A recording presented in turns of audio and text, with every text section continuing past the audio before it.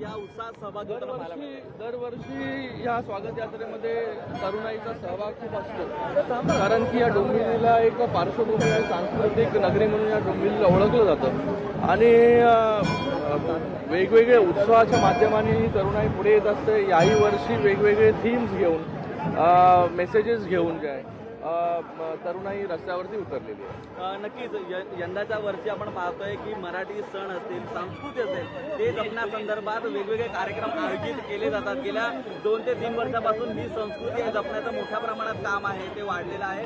कार्यक्रम वाढलेले आहेत.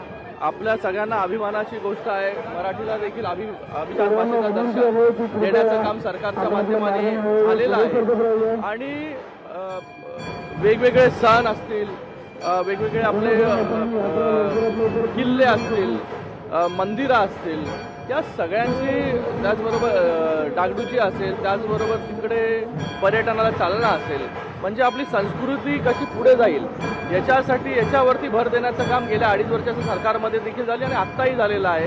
आणि मला वाटतं हे सण जे आहे, जे अगोदर 2.5 वर्षाच्या अगोदर सगळ्या सणांवरती बंदी होती, सगळी बंदी उठून हे सण जे आहे ते मोठ्या थाटामाटात जे आहेत, उत्साहात जे आहे साजरा होताना आपल्याला पाहायला मिळतं. सर, आपल्या मराठी सणांची फक्त ही दखल आहे ती नॅशनल लेवलला नाही तर इंटरनॅशनल लेवलला देखील घेतली जाते. त्या संदर्भात काय सांगाल? कशा प्रकारे आपण देखील एक वारसा पुढे वाढवत आहे? बघा, हे डोंबिवलीचं जी स्वागत यात्रा आहे, जसं आपण म्हणालात की डोंबिवलीची स्वागत यात्रा पहिल्यांदा जर स्वागत यात्रेचं परंपरा कुठे सुरू झाली ती डोंबिवलीमध्ये सुरू झाली.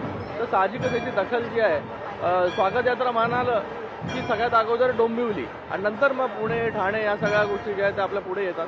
तर मला वाटतं हे सण जे आहेत, ही स्वागत यात्रेची परंपरा अशीच पुढे जे आहे ते घेऊन जाण्याचं काम तरुणाई करते. शेवटचा प्रश्न, आपण बघतोय की अरे विरोधक कशाला पाहिजे आता तुला? आज सण आहे, आज चांगल्या गोष्टी बोलूया आपण. मराठी भाषेला अभिजात भाषेचा दर्जा मिळाल्यानंतर सगळेच मराठी सण आपण उत्साहाने साजरा करते, मात्र तरी देखील मुंबईमध्ये मराठी विरुद्ध अमराठी असा वाद आपल्याला नेहमीच पाहायला मिळतोय. बघा, काय सांगाल, काय आवाहन कराल? मला वाटतं आज जे आहे, आज आपलं आवाहन काय करायचं? हिंदू नववर्ष आहे, सगळ्यांनी मिळून जे आहे सगळे सण जे आहे ते साजरे केले पाहिजे आणि त्या सणांमध्ये जास्तीत जास्त सहभाग कसा होईल, जेणेकरून पुढच्या येणाऱ्या पिढीला आपले सण काय, आपलं ट्रेडिशन काय, आपलं कल्चर काय, या सगळ्या गोष्टी ज्या आहेत त्या कळतील.